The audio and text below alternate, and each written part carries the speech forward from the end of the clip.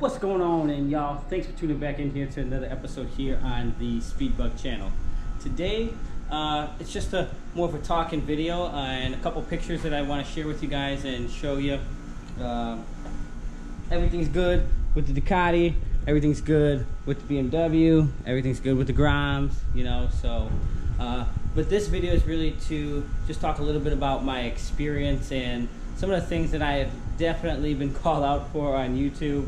And of course, I'm always going to have my haters, but I'm going to have my lovers as well. So all the lovers, you know, hey, I appreciate you. The haters, you know, I ain't never seen a hater more successful, but you know, you have every right to hate or dislike, you know, whatever. No one's making you watch my channel, and if you don't like it, you know, just definitely switch it, you know, no big deal. You know, maybe mine's not the right for you.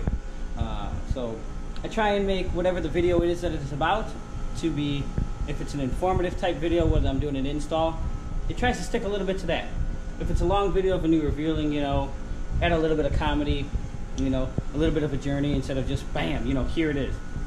You know, I want to make it just a little bit, you know, entertaining for you as the viewer, so that I can provide the correct content, you know, to keep creating the, you know, the correct content, so that it's enjoyable here for you guys.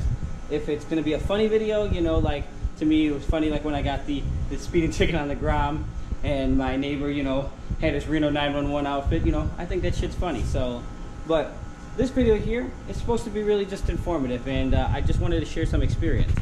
So let's start off. So I have had many and many motorcycles and have been down many times, and I know all about, you know, having my skin ripped off, you know, from head to toe, from BMXing to flipping and, you know, falling down on motorcycles and so on and so forth. So I'm very aware of that. So I appreciate all the squid comments, and you may think that I'm new to riding a motorcycle, and I've been riding a motorcycle my entire life and have been pretty much racing and had my racing career my entire life. Street racing on the track, drag strip, you know, whatever it may be, my entire life. And I've enjoyed it. And to me, if you haven't gone down, you're not even accustomed to riding yet. You have no idea what to do when you're in the situation of when you're about to go down. When you go down, you learn a lot of things of what not to do next time. Whether it be a small crash, you hit the curb, you hit some gravel, you go out on a racetrack, you hit the wall, you total a bike. I've been through it all and have done it and have gone through many bikes. And I can tell you this, I definitely don't ride the same way that I used to ride when I was 21. I was that kid, I was that guy, 18, 19, 20 years old, crotch rocket, you know, no matter what, standing up, doing one wheel, you know, touching the front tires, clicking hands with everyone down the expressway. Yeah, absolutely, that was me.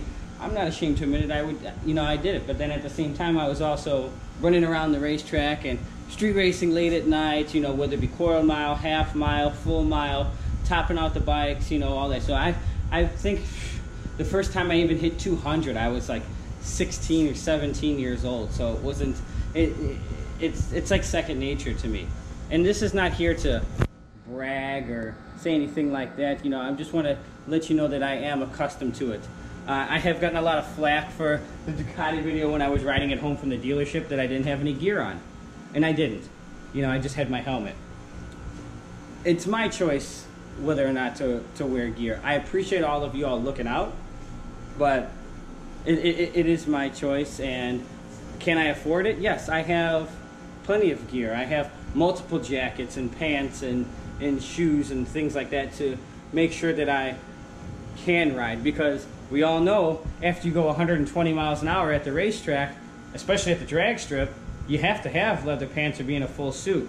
And I haven't had a bike that's gone less than 120 besides the Grom in the quarter mile, and since I think I've been like 18.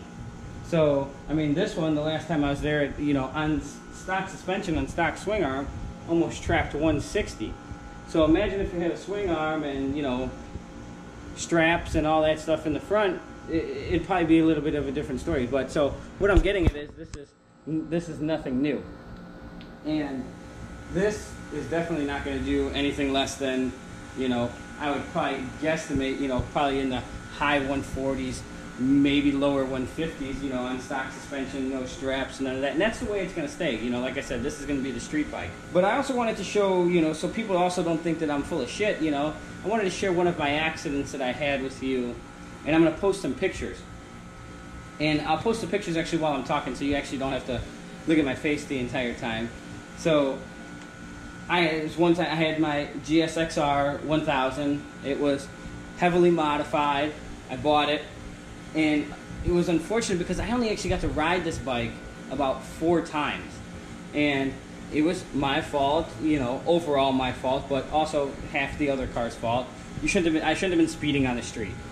And went around another car to go away, and then this car decided to turn directly in front of me. And a result of that, me and that car actually collided. And I'm showing you all the pictures now. As me and the car collided, I was going fast enough, and she decided to turn and hit me dead on, and fast enough to the point where it destroyed and totaled her car. Yes, I totaled her car with my motorcycle. A 400-pound motorcycle. That's pretty bad. I was completely ejected from the motorcycle. Flew across all 3 lanes of traffic. Shoes came off. Were tied. You know, had some gear on. You know, but what I didn't have, believe it or not, I had leather on and everything because I rode it to work. But that one day, I actually didn't have a helmet. Yeah, I know. Other days and other times I've crashed, I have had my helmet, and I'll tell you this, it hurt a hell of a lot less. And they always say your accident happens right by your house, usually 5 minutes from your destination or to where you're going to the destination. Believe it or not, it happened right around the corner from my house. Moving on, was thrown from the motorcycle, landed almost all the way into the grass, but before I hit the grass, my head, my cranium, actually cracked and hit the concrete.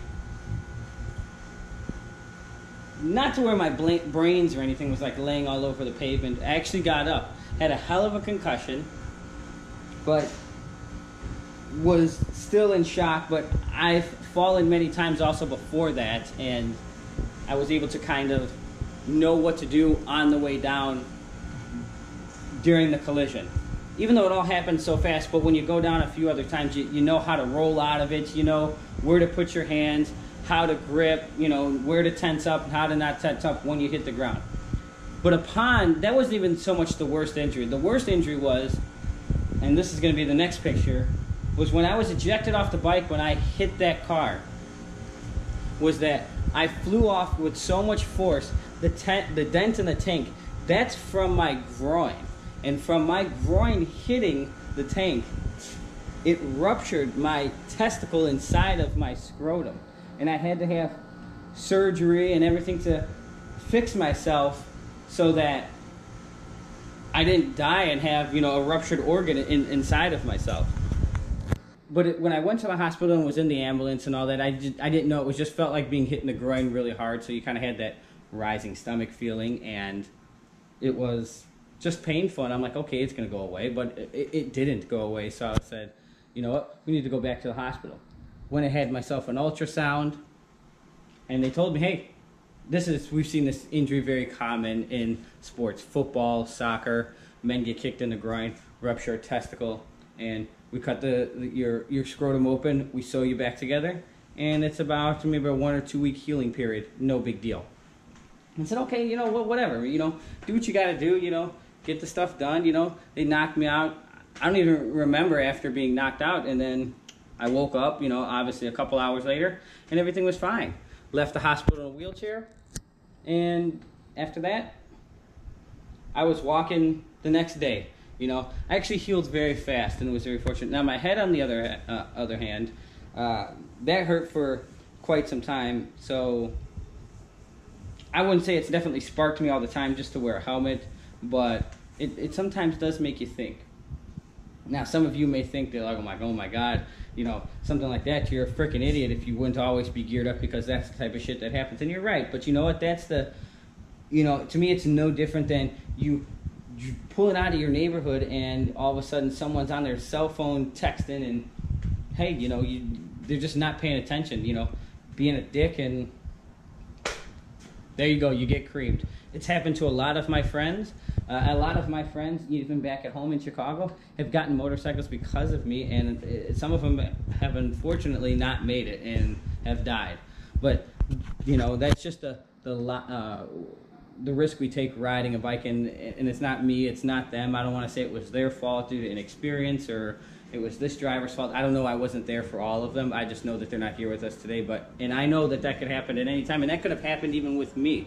So that's just the risk in the life that we take. So other than that, I felt like, you know, I should share that here with you. And it's one thing that, you know, I'm here today. I'm thankful for that accident. That one could have wiped me out, but I don't really have too many other photos and videos of footage of my wrecked bikes to show you. This is just one that really stuck out, and this one, you know, after having surgery, I should have had surgery on my shoulder, but I did have some therapy and have to do my own physical therapy to get that back in. I believe that it popped out of its socket, but overall it's okay. But that was just one thing that I really wanted to share with you guys. But moving forward, you know, wearing gear, it is very important. Helmet to me, most important. And out of all the gear, even when I ride the Grom, or if I ride the Panigale, or if I ride the S1000, you know, sometimes I wear my jacket, sometimes I don't wear my jacket, but most of the time right now I wear my helmet, specifically because for the noise, and it's just windy. And then I can also listen to music and things like that. And then as you get older, you know, I'm definitely not 19 anymore. You're wiser. And do I still like to do those stand-up wheelies and tricks and all that kind of shit? I do, absolutely. I'm sure you've seen it on the Grom. I'm sure you'll see it in other videos and stuff that I'm going to make with, you know, these motorcycles. But I definitely don't really do it much at all on the street. And I don't do it on the street because it's just too unpredictable. And like, you know, another person that commented earlier, it doesn't matter. You could be God at riding. You could be the best rider there is, but you cannot predict what someone else is going to do in their car or on the racetrack. And even when you're on a racetrack following the apex, they may mess up, you know. Shit happens. And that's part of racing, that's part of living, that's part of riding. So this isn't to deter or to say, hey, I know what the hell I'm doing, this, that, because there's plenty of riders out there that are way better than me, have been way faster than me. It's just to, you know, share one of my other experiences with you, just like how I shared the experience when I actually bought the Ducati. So it's, you know, it's just a life experience, and I'm just happy to, you know, be here again to share it with you guys. And shit happens, it is what it is. So I hope you found this, you know, maybe thoughtful, entertaining, you know, useful, if you can get some use out of it. But, you know, definitely just something to watch, you know, part of me, part of the history of the channel. You know, I obviously don't have that motorcycle anymore, as you saw in some of the pictures before, but hopefully that doesn't happen to any of these, and hopefully it never happens to any of you. But I hope you guys stay tuned for some more Ducati content, some Grom content, some Corvette content, and some BMW content. So if you like what you saw, don't forget to subscribe. If you want to follow me on Instagram, you can follow me on Instagram at the Speedbug. Same name here as YouTube. I sometimes periodically post some information on there, like new and upcoming videos, before I actually make a video. So if you want to follow me on there, check me out on Instagram at the Speedbug. And we will see you here for another episode here on the Speedbug channel. Take it easy, y'all, and ride safe.